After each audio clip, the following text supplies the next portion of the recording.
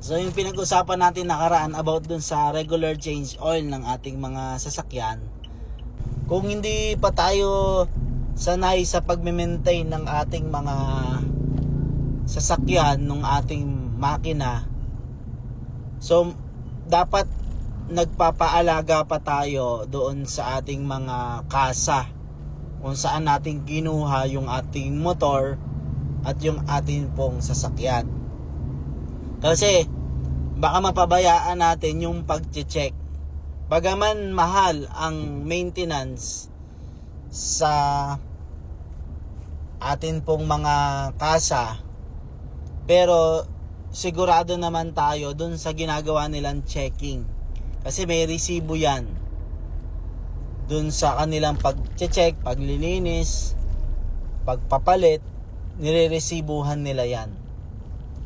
Ano po? So kung di pa tayo sanay, sa kanila muna tayo.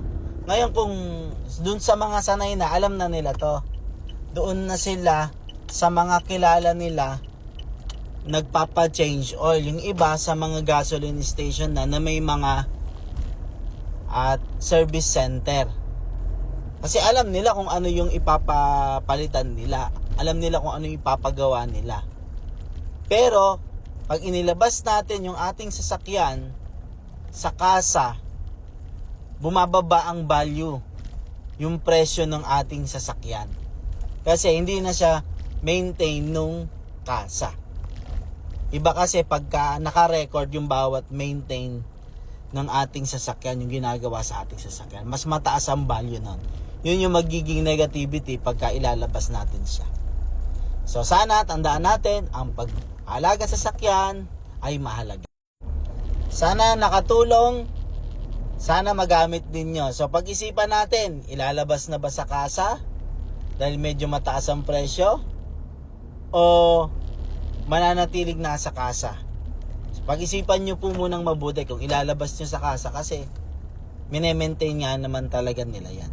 Tapos kinukulit pa nila kayo, tinatawag-tawagan.